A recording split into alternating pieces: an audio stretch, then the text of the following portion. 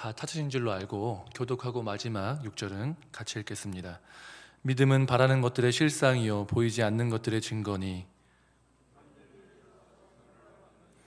믿음으로 모든 세계가 하나님의 말씀으로 지어진 줄을 우리가 아나니 보이는 것은 나타난 것으로 말미암아 된 것이 아니니라.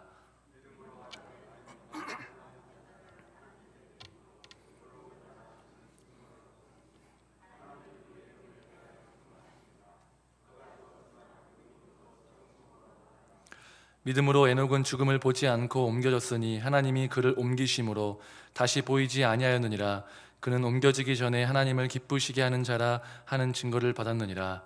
믿음이 없이는 하나님을 기쁘시게 하지 못하나니 하나님께 나아가는 자는 반드시 그가 계신 것과 또한 그가 자기를 찾는 자들에게 상 주시는 이심을 믿어야 할지니라. 아멘. 네, 오늘 말씀은 유명한 말씀입니다. 히브리서 11장 하면 믿음장, 고린도전서 13장 하면 사랑장 이렇게 딱 나오지 않습니까? 그래서 이제 믿음장이라고 해서 우리가 흔히 이 히브리서 11장에 대해서 믿음에 대한 어떤 전반적인 총체적 어떤 정의를 내리고 있다라고 생각할 수 있어요. 근데 그렇지 않고요.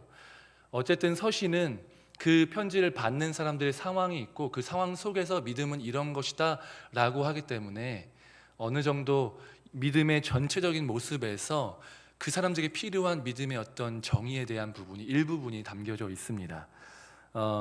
근데 이제 오늘 11장 말씀 전에 어떤 말씀이 있냐면 이제 히브리서의 이제 배경과 이런 것들은 자세히 알기가 어렵습니다. 누가 받았는지 누가 썼는지 어느 지역인지 알 수는 없지만 이 히브리서를 통해서 알 수 있는 것은 이 사람들도 동일하게 예수님의 이름 때문에 핍박을 받았다는 거예요. 핍박을 받아서 어떤 위기 가운데 처했냐면 예수님의 이름을 저버리고 배신하고 배교할 그런 위기 가운데 있었다는 겁니다. 그래서 히브리서 저자가 처음부터 이렇게 딱 얘기하면서 천사보다도 귀하신 예수, 우리가 예수님을 배신하면 안 되는데 예수님이 얼마나 존귀한 존재이냐, 천사보다도 귀하고 또 모세보다도 뛰어나고 그런 분이시다 이렇게 쭉 얘기하면서 예수님이 대제사장이시며 또한 단번에 제사를 드리심으로 우리가 예수님의 피로 말미암아 하나님의 성소에 잘못 나아가면 대제사장도 죽지 않습니까? 근데 우리의 담력을 얻고 나아갈 수 있는 이유는 뭐냐면 예수님이 우리를 위해서 피 흘리셔서 한 번에 우리가 평생 계속 죄를 지을 때마다 제사를 드리고 이럴 필요가 없이 한 번에 딱 끝내셔서 우리는 그 예수님이 드리신 십자가에서 그 제사를 신뢰하고 나아가기만 하면 하나님 앞에 담대히 나아갈 수 있다. 그러니까 그 예수님을 저버리면 안 된다 하면서 오늘 말씀 전에 10장 이제 후반부에서 너희가 믿음을 저버리면 안 된다. 힘내라, 인내해라 이렇게 얘기하면서 의인은 믿음으로 말미암아 산다. 그러니까 너희들도 그리스도인지 않냐? 너희는 믿음으로 말미암아 살아야 한다. 라고 얘기하면서 믿음은 이것이다. 라고 설명하고 있는 것입니다. 오늘 말씀 이제 사실은 이 믿음장인데 1절부터 3절까지가 믿음의 전반적인 좀 정의를 하고 있는데 어느 정도는 이게 사실 이해하기가 쉽지 않습니다. 믿음은 바라는 것들의 실상이요 보이지 않는 것들의 증거니. 되게 멋있는 말이지만 사실 이게 무슨 말인가 참 어렵죠. 믿음에 대해서 이제 두 가지로 정의하는데 바라는 것들의 실상이고 보이지 않는 것들의 증거다. 이제 이거 히브리 어떤 사고적인 측면에서 평행법이라고 시에서도 많이 쓰이는 평행법 구조라고 볼 수 있는데, 그러니까 바라는 것들의 실상, 보이지 않는 것들의 증거, 이게 다른 것을 가리키는 게 아니라 이 믿음이라는 것을 반복적으로 다른 것으로 다각도로 설명함을 통해서 믿음이 좀 더 선명하게 나타나기 위해서 이 두 가지를 설명합니다. 이제 첫 번째는 바라는 것들의 실상이요, 믿음은 바라는 것들의 실상이요라고 이제 설명하고 있는데 이 이제 믿음이 되게 강조되고 있어요. 여기서 보면 이제 믿음으로 1절에서 믿음은 2절에서는 이제 이로서라고 나와 있지만 맨 앞에 사실은 믿음이 나와 있어요. 믿음을 대명사로 받아서 믿음으로, 또 3절도 믿음으로, 4절도 믿음으로, 5절도 믿음으로, 6절은 믿음이 없이는 하면서 계속 믿음 이렇게 나오는데요. 많이 강조되고 있습니다. 이제 강조되고 있는데 바라는 것들의 실상, 사실은 바라는 것이니까 주동적으로 느껴지지만 수동태거든요. 그래서 누군지 모르지만 어떤 수많은 사람들이 바라는 것들, 누군가에 의해서 소망되어지는 것들의 실체다. 이게 되게 말이 어렵잖아요, 그죠? 뭐냐면 소망은 현재에 있습니까? 현재에 있습니까? 미래에 있습니까? 과거에 있습니까? 소망은 미래의 것에 대한 그런 기대예요, 그렇죠? 근데 나는 지금 현재에 살고 있지 않습니까? 그러니까 미래에 어떤 이루어질 것에 대한 약속과 소망에 대해서 이것과 지금의 나를 연결해 주는 게 뭐냐? 그 실체가 뭐냐? 믿음이라는 거예요. 그러니까 멀리 먼 미래에 어떤 약속이 주어져서 소망이 있는데 그것을 내가 믿음으로 말미암아 그걸 실체를 취해서 지금 내가 살아가는 것, 그게 그 연결점이 뭐냐? 믿음이다라는 것입니다. 그게 믿음의 첫 번째 정의라는 거예요. 두 번째 정의인데요, 보이지 않는 것들의 증거니 라고 나옵니다. 보이지 않는 것들의 증거니. 이것도 어렵죠. 이거 뭐냐면 보이지 않지만 실제하는 것들이 있습니다. 그렇죠? 보이지 않지만 실제하는 것들이 그것이 존재한다라는 것을 눈에 보이지 않지만 증명할 수 없지만 그것을 어떻게 하냐면 믿음으로써 이걸 또 연결시킬 수 있는 거예요. 그러니까 미래에 아직 이루어지지 않는 것과 지금의 나를 연결하는 것이 믿음이고, 보이지 않지만 실제하는 것과 지금의 나를 연결하는 것이 믿음이다 라고 얘기하는 거예요. 이거를 제가 생각해 봤어요. 이거 어떻게 예를 들까?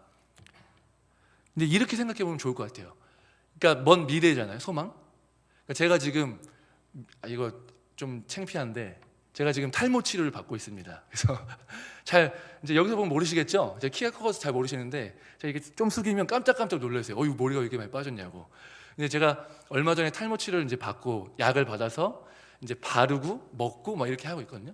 근데 제가 지금 그 행위를 하는 지금 그 원동력이 뭐냐면 나중에 이 약을 바르고 먹음을 통해서 나중에 머리가 풍성해질 것에 대한 소망함을, 그것에 대한 믿음으로 지금 이 현재를 살아가고 있는 거예요.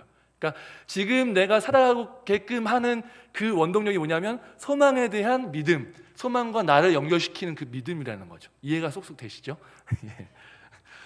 보이지 않는 것들에 대한 것은 어떻게 이해할 수 있냐면 공기가 보이지 않잖아요, 그죠? 하지만 우리가 이거를 믿음으로 있다, 우리가 물론 지식적으로도 알 수 있지만 사실 과학적으로 뭐 이게 하니까 이거는 있다라고 하니까 권위 있는 사람들이 있다고 하지만 사실 어떻게 알 수 있습니까? 그렇죠? 모르죠. 근데 그 보이지 않지만 실제 하는 것을 내가 있다고 믿고 이것을 숨쉼을 통해서 살아가는 것을 통해 살아가지 않습니까? 그러니까 그렇게 볼 수 있는 거죠.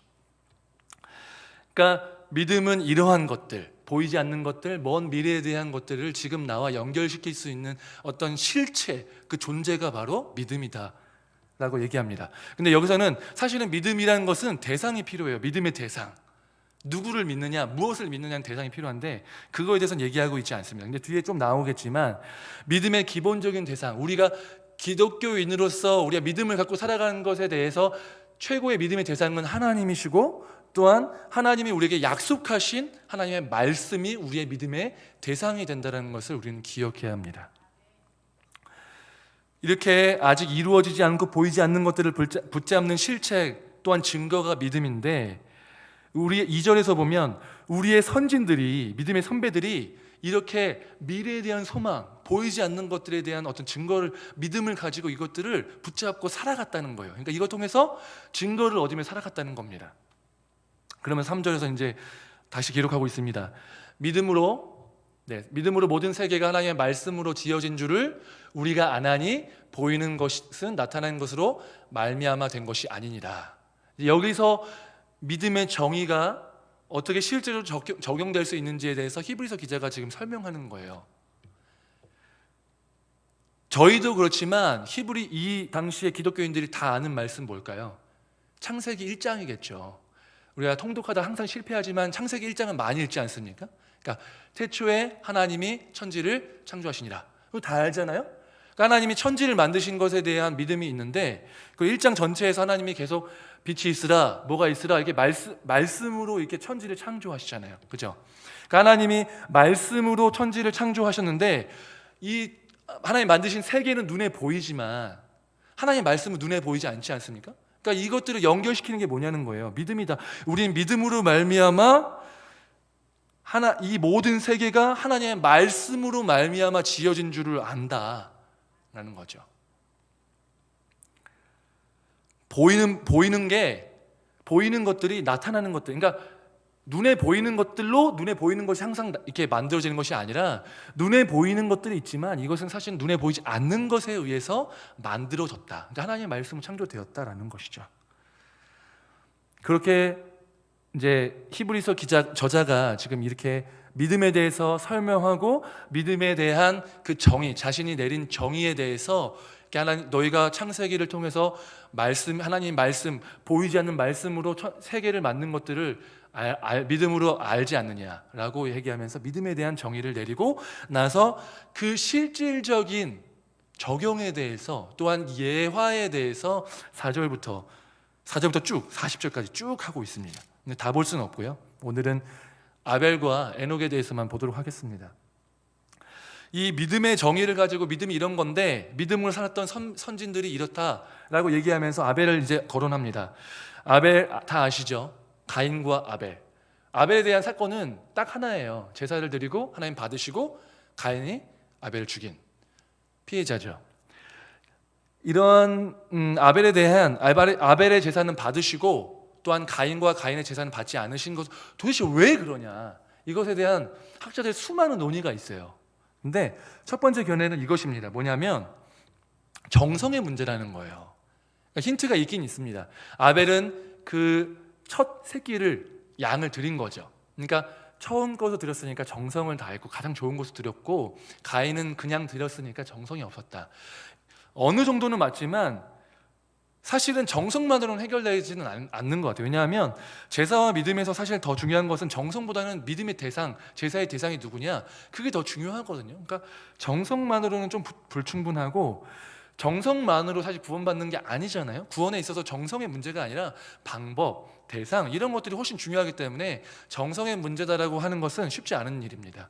그럼 두 번째는, 그러면 부족인 그 방법이냐? 근데 방법의 문제라고 하는 게 더 깔끔해 보이는데 사실 그것도 쉽지가 않아요. 왜냐하면 창세기 4장이잖아요. 아직 제사 방법이 레위기가 나오려면 한참 몇천 년이 지나가야 되거든요. 그러니까 아직 제사 방법이 제시되지 않았고, 창세기 4장에서 또 혹은 그 전에 하나님이 하나님에게 어떻게 제사를 드려야 되는지에 대해서 명시적으로 기록이 되어 있지 않아요. 근데 기록되어 있지 않은데 그 근거 없는 상황에서 방법이 잘못됐네 라고 얘기하기는 어렵다는 거죠. 그리고 사실은 가인이 곡물로 제사를 드렸지만 곡물로 드린 제사가 있어요. 소제가 있거든요. 그러니까 방법의 문제다라고 하는 것도 조금 어려울 것 같아요. 근데 사실은 정답을 찾기는 어렵지만 히브리서 기자는 한 가지 어떤 그 해석의 방법을 하나 제시하는데, 그게 뭐냐면 믿음이라고 얘기합니다. 믿음. 근데 그러면 아벨이 도대체 그러니까 하나님을 믿은 건데 뭘 믿었고 가인은 뭘 안 믿었기에 이렇게 제사가 연락되느냐 연락되지 않느냐가 결정이 지어지느냐라는 질문을 던질 수가 있겠죠. 6절은 이렇게 기록하고 있습니다. 믿음이 없이는 하나님을 기쁘시게 못하나니 하나님께 나아가는 자는 반드시 그가 계신 것과 또한 그가 자기를 찾는 자들에게 상 주시는 이심을 믿어야 할지니라. 그러니까 이 믿음이었다는 거예요. 히브리서 기자가 봤을 때는, 물론 이게 4절에 아벨이고 5절에 에녹이고 6절에 이게 있으니까 이거는 그냥 에녹과 관련된 거 아니냐, 그럴 수 있지만 사실은 4, 5절 묶어서 아마 같이 얘기한다라고 더 보는 것이 적절할 것 같습니다. 그래서 아벨이 하나님 앞에 제사를 드리고 나아갔을 때는 하나님의 존재, 하나님의 계심에 대해서 믿었고, 또한 하나님이 상 주시는 이심을 믿었다는 거죠. 근데 이 상 주시는 이심이라고 표현했지만 단순히 하나님 상 주시는 분이야, 하나님 찾으면 하나님 기뻐하셔, 이 정도만을 얘기하는 것이 아니라 하나님의 한 성품이잖아요. 그러니까 자기를 찾는 자들에게 상 주시는 분이시다. 그렇다는 얘기는 하나님의 어떤 우리를 향한 사랑과 공의와 이런 모든 속성을 포함한다고 봐도 될 것 같아요. 그래서 하나님의 존재, 하나님은 계시냐 안 계시냐, 하나님 계신다. 또 하나님은 어떤 분이냐, 하나님은 자기를 찾는 자들에게 상 주시고 사랑이 많으시고 우리를 아들로 여기시고, 그런 수많은 하나님의 성품을 믿는 그 믿음을 가지고 아벨이 나아갔기 때문에 아벨과 그 제사를 연합했다라는 것입니다. 반대로 가인에 대해서 이제 창세기에서 기록하고 있기 때문에 그것 통해서 유추해 볼 수, 이 근거를 또한 찾아볼 수 있습니다. 이제 가인과 아벨이 아담과 하와가 범죄하고 에덴에서 추방당한 이후에 태어났죠. 그래서 내가 얻었다라는 의미로 가인을 얻게 되고, 사실은 아벨이 아니라 헤벨인데 헤벨이 이제 거품, 허무하다 약간 좀 그런 의미의 이름에 이제 그 아벨이 태어나게 되는데, 이 둘은 아마도 부모로부터 많이 얘기를 들었을 거예요. 이제 사람도 가족이 딸랑 여기고 사람이 이제 점점 늘어나는 시기긴 하지만 그 오랜 시간 동안 부모와 무슨 얘기를 했겠습니까? 부모는 에덴을 경험했던 사람이고 범죄하고 쫓겨났는데 다시 회복시켜 주실 것들을 약속하셨잖아요. 그 약속에 대한 소망함이 있는데 이걸 전수해야 되잖아요. 나만 갖고 있는 게 아니라 자녀들에게, 야, 우리가 원래는 하나님이 이렇게 만드셨고 우리가 이렇게 범죄했는데 하나님이 우리를 구원하시고 회복하시겠다는 약속을 이렇게 하셨다, 얘기했을 거예요. 그러니까 그 당시에 성경이 없는 시대에 하나님을 경험한 부모님, 생생한 하나님을 경험한 그 부모님의 이야기는 사실은 거의 특별 계시, 그러니까 계시와 같은 얘기였죠. 아, 하나님 이런 분이구나. 아, 하나님이 이렇게 역사하셨고, 아, 우리가 부모님이 잘못을 해서 이렇게 쫓겨났고, 아, 하나님이 우리 구원하시겠다고 약속하셨구나. 이 구원의 메시지를 가인과 아벨이 들었을 거라는 것입니다. 그 똑같은 복음의 메시지, 그 어떤 구원의 계시에 대한 메시지를 부모로부터 가인과 아벨이 들었지만 아벨은 믿었고 가인은 믿지 않았던 것 같아요. 그 추론의 근거는 창세기 기록되면 그렇습니다. 4장 5절을 보면 가인과 그의 재물은 받지 아니하신지라 가인이 몹시 분하여 안색이 변하니. 가인이 만약에 하나님 앞에 정상적인 예배자였다면, 겸손한 예배자였다면, 내가 예배를 드렸는데, 제물을 드렸는데 하나님 받지 않으셨어요. 그러면 하나님 왜 안 받으셨을까에 대해 고민하게 되고, 그러면 아, 이렇게 드리면 안 되겠구나, 쟤를 보니까 쟤는 받으셨는데 난 안 받으셨네, 고민하다가 내가 어떻게 하면 하나님께 연락될 수 있을까에 대해서 고민하고 올바른 예배를 드리기 위해 준비하지, 안색이 변하고 아벨을 죽이는 일을 하지 않았을 거라는 거예요. 하나님에 대해서 올바른 예배자라면. 그 얘기인 즉슨 뭐냐면 하나님에 대한, 그러니까 하나님의 계시를 아벨도 들었고 가인도 들었지만 그것을 믿지 않았다는 겁니다. 하나님의 존재에 대해서는 믿었던 것 같아요. 근데 하나님이 어떠한 성품이고 또한 하나님이 우리의 창조주 되시며 내가 피조물이라는 그 관계 형성에 대한 믿음이 가인에게는 없었다는 것입니다. 그렇기 때문에 가인은 아벨을 죽였죠. 근데 아벨을 죽인 것은 우리가 곰곰이 생각해 봐야 돼요. 왜 아벨을 죽였을까? 시기심 때문에? 시기심 때문에 죽였다면 이 정도면 거의 사이코패스죠. 그렇죠? 물론 그랬을 수 있습니다. 하지만 그것보다 더 적절한 해석은 뭐냐면 사실은 그 분노가 하나님을 향해 있었는데 하나님이 아벨을 받으셨잖아요. 하나님은 보이지 않고 죽일 수가 없습니다. 그랬을 때 하나님에 대한 분노 표현을 어떻게 할 수 있냐는 거예요. 어떻게 할 수 있습니까? 하나님이 받으신 아벨을 죽임을 통해서 하나님에 대한 분노를 표현한 거죠. 사실은 아벨을 죽인 것은 아벨에 대한 분노가 아니라 사실은 하나님에 대한 분노 표출이었다는 것이고, 그것은 제사를 드렸을 때, 제물을 드렸을 때 하나님 연락하지 않으시면 그것에 있어서 지금 이미 안색이 변하고 하나님에 대한 분노가 있는 사람이었지 않습니까? 그러니까 그러고 나서는 하나님에 대한 분노까지도 있었던 이 사람의 마음, 이 가인의 마음에는 하나님인 창조주, 나는 피조물, 이런 겸손한 그러한 관계 형성이 없고, 내가 하나님을 예배드려, 하나님께 제물을 드렸는데 그걸 안 받아? 야, 어떻게 이럴 수가 있냐 이러면서 하나님을 나의 신, 창조주로 여기지 않고 내가 높아져서 하나님을 나의 그냥 도구, 예배를 드려주는 정도라는 태도로 하나님을 대했다는 것입니다. 예배함에 있어서 하나님은 어떠한 존재로 인식하는가, 하나님이 계시고 하나님이 어떠한 분인지 그에 대한 믿음을 가지고 하나님 앞에 나아가서 예배를 드리느냐에 따라서 하나님이 그 예배를 받으시느냐 받지 않으시느냐가 결정된다는 것이죠. 히브리서 기자는 이걸 지적하는 것입니다. 근데 이것을 히브리서 저자가 어떻게 적용하고 있냐면, 지금 이 히브리서 이 편지를 받는 수신자들이 핍박받고 있지 않습니까? 압박받고 있고 정신적으로 육체적으로 압박을 받고 있는 상황 속에서 예수님을 부인하려고 하는 그러한 상황까지 가고 있는 이 극단의 상황 속에서 위기의 그리스도인들에게 얘기하는 것입니다.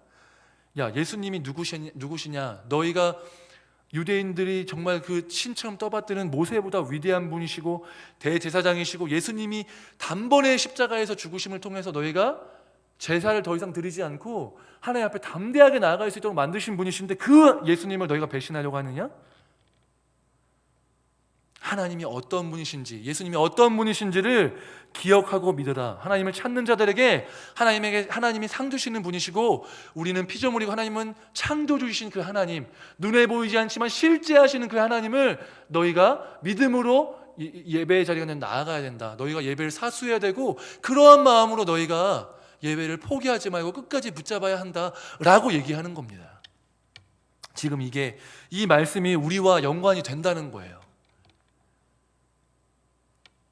이 코로나 시기가 우리로 하여금 눈에 보이지 않는 무형적인 것들을 더욱더 황폐하고 있다는 사실을 우리는 직시해야 합니다. 깨달아야 합니다. 코로나 때문에 당장 유형적인 어떤 피해와 고통에 대해서는 민감하게 반응하죠. 그렇죠.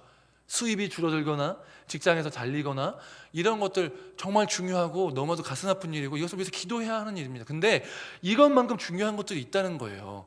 병에 걸리지 않기 위해서 학업을 폐하고 있잖아요. 그죠? 근데 저는 이게 너무 안타까운 거. 물론 이제 진행한다고 하는데 보십시오. 학업은 눈에 보이지 않을 수 있어요. 물론 점수로 드러나겠지만 같이 망하고 있으니까 그게 드러나지 않을 수 있어요. 근데 문제는 뭐냐면 이 2년의 시간 동안 학업을 하지 못해서 이 중요한 시기를 고등학교 시기, 대학교 시기 보내고 있는 사람들의 그런 무형의 것들, 그들이 지금 이 시간에 이 순간에 마땅히 습득해야 될 것들을 습득하지 못하는 이 피해는 과연 어떻게 이걸 어떻게 책임질 수 있냐는 거예요. 병에 걸리지 않고 죽지 않는 건 너무 중요하지만 그것에 너무 염려가 되고 두려워서, 또한 그것들로 인해서 만약에 코로나가 걸려서 전파되고 막 이렇게 해서 사람들의 눈치와 핍박과 이런 것 때문에 우리가 마땅히 지켜야 될 무형적인 것들을 지키지 못했을 때 결국 그 피해는 고스란히 우리에게 돌아온다는 거예요. 근데 더 중요한 것은 학업도 그렇죠. 더 중요한 건 뭐 있습니까? 코로나 블루라고 하잖아요. 우리가 코로나 때문에 사실은 이혼율 증가하고 집안 부부싸움 증가하고, 그렇죠. 부모와 자식 간의 싸움도 늘어나고 있는 거 아십니까? 그걸로 인해서 그 자녀들이 자라나는 그 과정 속에서 관계가 틀어지고 받는 스트레스와 그 스트레스로 인해서 이 어린아이들이 자라날 때 마땅히 건강하게 자라나서 형성되어야 될 자아가 망가지는 것들에 대해서 어떻게 보상할 수 있겠냐는 거예요. 마찬가지로 이런 관점에서 우리 영적인 것들을 봐야 되는데, 우리가 이 코로나 때문에 마땅히 드려야 될 예배를 드리지 않고 폐하고 모임을 하지 않음을 통해서 우리가 받는 피해는 말로 설명할 수 없다는 것입니다. 근데 문제는 뭐냐면 이게 눈에 보이지 않고 수치화할 수 없으니까, 수치화할 수 있으면 이게 너무 절실할 텐데, 신앙이 100인데 내 신앙이 지금 60이었다가 코로나 1년차가 되니까 막 30으로 떨어지고, 이게 보인다면 이 경각심을 가질 텐데, 그렇지 않으니까 우리가 나중에 그냥 가면 되겠지, 우리 자녀들에 대해서 나중에 보내면 그때 가면 애들 회복되겠지. 정말 회복됩니까? 코로나 아니어도 나이가 들어가면 들어갈수록 세상에 물들고 세상의 영향을 받아서 신앙이 떨어지고 믿음이 특별히 부서를 옮길 때마다, 올라갈 때마다 몇 명씩 떨어지죠. 고등부에서 청년 올라갈 때 정말 많이 떨어지고, 제가 많이 봤습니다. 학부모님들이 그래요. 저한테 그래요. 대학교 가고 나서 지금은 예배만 드리게 할게요. 아니면 지금 예배 좀 쉬겠습니다. 학원 때문에요. 대학교 가면 보내겠습니다. 여러분, 보낼까요? 부모님은 보낸다고 생각해 보세요. 부모님은 보내려고 하는데 자녀들이 갈까요? 절대 안 가요. 부모님들께서 자발적으로 그렇게 보내시지 않은 그 친구들이 나중에 가라 한다고 했을 때 걔들이 가겠냐고요? 절대 안 갑니다. 많이 봤어요. 대학교 가면 고등학교 때 억눌렸던 그것들이 분출되면서 막 세상에 그 문화 너무 당장은 재밌어 보이니까 거기에 빠져서 교회 나가는 것 지루하고 따분하고 거기에 뭐가 없는 것 같고, 그런 것 때문에 수많은 아이들이 떨어져 나간다고요. 코로나가 아니어도 그런데 코로나 때문에 여러분 교회 안 보내고 갔다가 뭐 검진 받으면 확진자 나오면 뭐 학교에서 난리가 나고, 정말 그것 때문에 안 보내십니까? 근데 그런 애들이 학원 가잖아요. 제 누누이 얘기하지만 학원이 더 위험해요. 교회는 안전해. 왜? 저만 떠들고 걔들은 아무 말도 안 하거든요. 마스크 끼고 아무 말도 안 해요. 물어봐도 대답을 안 해. 걸릴 염려가 없어요. 안 먹고 가잖아요. 그죠? 선생님들이 몇 명 이렇게 하고 물어봐도 대답을 안 해요. 걸릴 이유가 없어요. 전혀 걱정하지 않으시고 보내셔도 되는데 안 보낸다는 거예요. 아이들만 그렇습니까? 온라인 예배는 필요한 사람들, 그러니까 사실 임시적인 것이고, 몸이 아프시거나 정말 지금 해외에 있거나 아니면 멀리 계신 분들이 피치 못할 사정으로 그렇게 들으시면 은혜가 되죠. 그리고 예배를 드린 이후에 그 말씀을 듣고 다시 찬양을 한번 다시 하고 싶을 때 실시간이 아니라 끝났을 때 하면 너무 은혜가 되죠. 근데 그러한 좋은 용도로 사용되었던 것들이 마구 허용이 된다면 나중에 이게 합리화가 될 수 있다는 위험이 있다는 거예요. 그러니까 어쩔 수 없을 때 온라인으로 예배드리고 은혜 받고 너무 좋은데 나중에는 어쩔 수 없는 상황을 만들어서 어딜 가면서 안 가도 되는데 가면서 이걸 예배를 드리고서 이걸 드렸다고 하는 거예요. 그 마음의 태도는 하나님이 아시고 나의 영적 상태는 누가 책임지겠냐는 거예요. 이 코로나 상황이 우리가 하나님을 예배하는 데 있어서 합리화하고 점점점 편안한 어떤 신앙생활을 위한 어떤 그런 합리적 도구가 안 되었으면 좋겠습니다. 이렇게 얘기해요. 저는 온라인으로 예배하니까 교회도 안 나가고 그냥 예배만 드리고 좋아요. 근데 여러분, 이것도 문제예요. 그러니까 합리화 도구가 되는 것도 문제지만 성도 간의 교제가 없어지는 것은 더 큰 문제입니다.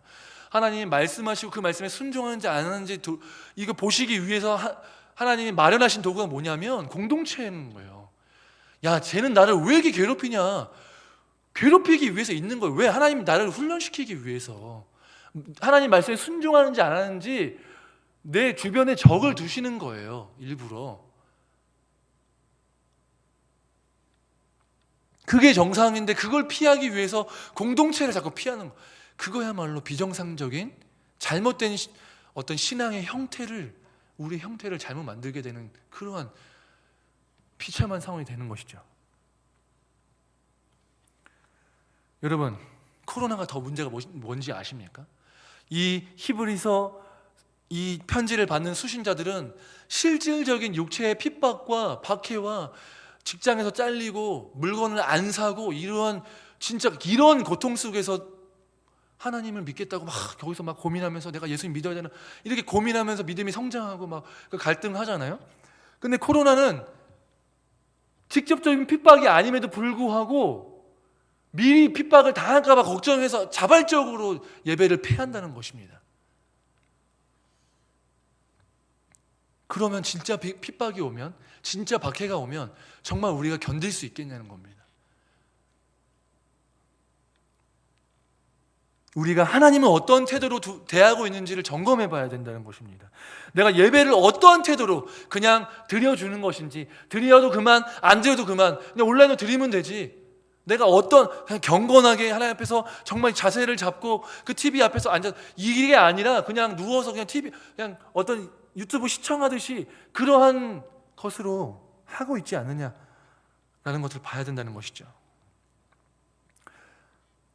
예배의 가장 큰 초점이 뭐냐면 믿음의 문제인데 나와 하나님과의 관계는 창조주와 피조물의 관계다. 마땅히 예배해야 된다. 구속주와 구속된 자로서 내가 구속하신 하나님을 예수님을 경배하고 예배하고 높여드리고 찬양하는 그것이 예배라는 것들을 명확하게 인식하고 눈에 보이지 않지만 그 하나님을 믿음으로 말미암아 하나님 예배하는 그런 것. 그렇게 예배하지 않으면 현장에서 예배하든 온라인에 어디서 예배하든 예배를 드리지 않든 그게 가장 최악이겠지만 우리가 드리는 예배가 가인의 것이 될 수도 있다는 것을 반드시 경각심을 가지고 바라봐야 한다는 것입니다. 두 번째 예를 든 게 뭐냐면 에녹이에요. 에녹은 특이한 점이 하나 있습니다. 기록이 많지 않거든요. 65세에 아들 무두살라를 낳고 300년 하나님과 동행하고 죽지 않고 하나님께 들림 받습니다. 특이하죠? 히브리서 11장 5절에서 얘기합니다. 믿음으로 에녹은 죽음을 보지 않고 옮겨졌으니 하나님이 그를 옮기심으로 다시 보이지 아니하였느니라. 그는 옮겨지기 전에 하나님을 기쁘시게 하는 자라 하는 증거를 받았느니라. 그가 옮기심을 받은 것, 사망에서 생명으로 건지심을 받은 것은 바로 믿음 때문이라는 거예요. 근데 그럼 뭘 믿었냐는 거예요. 에녹이 뭘 믿었느냐? 무드셀라가 65세 나왔는데 그때 벌어진 일은 딱 하나, 아들 낳은 것밖에 없어요. 그러면 이게 뭐냐 생각해 봐야 되는데, 무드셀라의 이름이 뜻이 뭐냐면 무트와 샬라크인데 뭐냐면 죽다와 보내다예요. 그러니까 이건 사실은 이름을 통해 추정해 볼 수 있는 건데 확실한 근거는 아니죠. 근데 이제 제가 이제 아들이 지안인데, 지안, 이를지에 평안한 안, 뜻이 뭐냐면 평안에 이르게 하는 사람, 그러니까 샬롬, 구원에 이르게 하는 사람으로 살아라 해서 지안이거든요. 그러니까 자녀의 이름을 짓는다는 것은 부모가 어떤 의미를 부여하는 거예요. 그러니까 에녹이 무트샬라흐라는 이름을 지었을 때는 죽으면 보낸다, 이름이 이상하잖아요.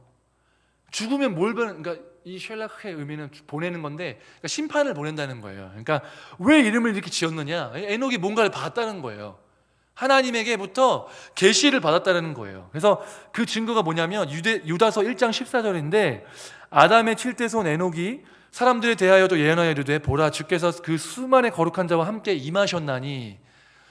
주님이 그 수만의 거룩한 자와 임하셨다고 하니까 되게 좋아 보이지만 사실은 이거 심판이에요. 하나님이 수만의 그 천사들과 함께 임하셔서 거룩하지 않은 모든 사람들을 다 죽여버리겠다, 심판하시겠다라는 그거거든요. 그러니까 에녹이 한 게 그거거든요. 예언한 게 하나님이 임하시면 심판당할 겁니다. 하나님이 얘 죽으면 심판하시겠다고 저에게 알려주셨습니다. 여러분 빨리 그러니까 하나님 믿고 돌이키시고 회개하십시오. 그 예언을 한 게 에녹의 일이었다는 거예요. 근데 이게 하나님과의 동행이었다는 거죠.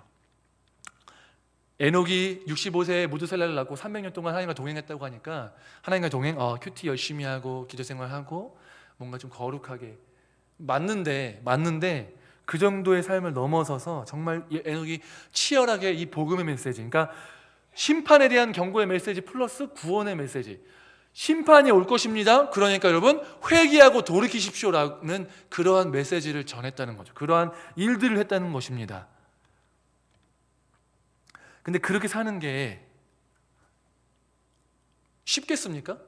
왜냐하면 보세요, 심판이 올지 안 올지 어떻게 알아요? 미래의 일인데. 근데 하나님이 자기에게 주신 계시를 믿음으로 말미암아 먼 미래에 대한 소망, 이거 이루어질 일들을 믿음과 결부시켜서 지금 그렇게 살아가고 있는 거예요. 그 믿음이 살았다는 거예요. 심판주로 오실 하나님에 대한 그 소망에 대한 믿음을 가지고 지금 하나님과 동행하며 최선을 다해서 피 터지게 싸우며 살았다는 것입니다. 그게 에녹이 살았던 삶이라는 것이죠. 믿음은 아직 이루어지지 않은 것들을 지금의 나의 삶에 결부시키는 거라고 했잖아요. 그죠? 마찬가지예요. 지금 우리도 우리 앞에 놓여진 소망이 무엇입니까? 예수 그리스도께서 오신다, 심판주로 오시고 이미 예수님 믿은 자들에게는 구원주로 오신다라는 그런 심판과 구원의 메시지인 거죠. 그렇죠? 이것을 우리가 믿는다면 이게 진짜 먼 미래가 아니라 진짜 이루어질 것이고, 내가 이것을 현재의 삶에 결부시켜서 믿음으로 받아들인다면 지금 어떻게 살아가겠느냐라고 묻고 있는 거라는 것이죠. 에녹의 삶이 우리의 삶이 되지 않겠느냐? 니네 지금 핍박받고 있어서 힘드니까 예수님 저버리려고 그렇게 생각해? 야, 하나님이 곧 오신다고 약속하셨다니까. 곧 오실 거야. 그 소망을 가지고 붙잡고 그 심판주와 구원주로 오실 그분을 믿음으로 말미암아 지금의 삶을 너네가 믿음으로 인내함으로 버티고 예수님을 전하고 살아야 되지 않겠느냐라고 히브리서 기자가 그 수신자들에게 전하고 있다는 것입니다. 동일하게 우리에게 지금 전하고 있는 거예요. 니넨 지금 어떻게 살고 있느냐? 코로나 끝나면 제대로 믿겠다고? 지금은 잠깐이니까? 사실은 저에게 하시는 말씀 같아요. 작년에 코로나 때문에 수련회 막히고, 올해도 수련회도 또 막히고, 할 때가 되니까 또 4단계 돼버리고, 자꾸만 낙마하게 되고 어렵게 되고 하는데, 그러면서 솔직하게 조금 어떻게 해야 되는가 조금 손을 놓게 되고, 이것도 하고 안 되고 저것도 해도 안 되고, 그래도 막 뭣도 하고 이벤트도 하고 뭐 하고 어떻게 하는데 한 번 또 비대면 예배가 돼버리면 뚝 떨어지고 힘들게 애들 다시 나오게 하면 뚝 떨어지고 이러한 상황 속에서 그러면 끝날 때까지 기다리는 게 최선이냐? 그게 아니라는 거죠. 우리 모두가 마찬가지 아니겠습니까? 코로나 끝나면 제대로 믿겠습니다. 그때 되면 예배 자리에 나오겠습니다. 그때까지만 온라인으로 하겠습니다. 아니면 그때 돼서 그냥 나올게요. 온라인도 그냥 와닿지 않으니까 그때 그냥 교회 나올게요. 그것이 정말 심판주로 언제 오실지 모르는 그 예수 그리스도에 대한 두려움과 소망을 갖고 지금은 믿음을 가지고 살아가고 있는 자의 모습이라고 할 수 있겠냐는 거예요. 그렇지 않다는 것입니다. 믿음으로 살아간다는 것은 눈에 보이지 않지만 하나님이 모든 주권을 가지고 계시고 우리의 주권자 되시며 나는 그의 피조물 구원받은 그러한 사람이 된다.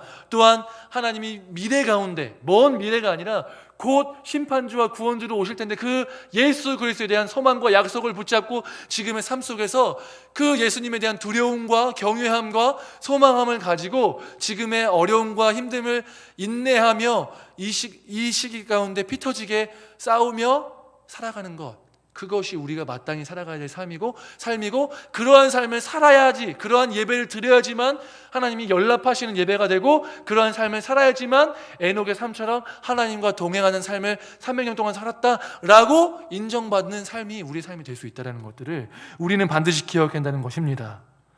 다시 한번 믿음의 정의를 기억해야 됩니다. 먼 미래지만 미래에 대한 소망을 지금 믿음으로 결부시켜서 우리의 삶 가운데 살아가게끔 만드는 것이 믿음이고, 눈에 보이지 않지만 그것이 실제임을 느끼며 살아갈 수 있게끔 만드는 것이 믿음이라는 것. 이것을 가지고 우리는 하나님과 눈에 보이지 않지만 실제하시고 주권을 가지고 계신 하나님과 어떠한 관계를 맺고 살아가는지에 대해서 진지하게 고민해야 되고, 오실 주님 그 미래에 대한 미래의 소망, 두려움을 가지고 우리가 지금 이 땅 가운데서 어떻게 살아가야 할지에 대해서 고민하고, 그러한 고민 가운데 믿음 가운데 인내함으로 이 어려운 시기를 잘 감당하며 승리하는 삶을 살아가시기는 저와 여러분 되시기를 주님의 이름으로 축복합니다. 이 시간 우리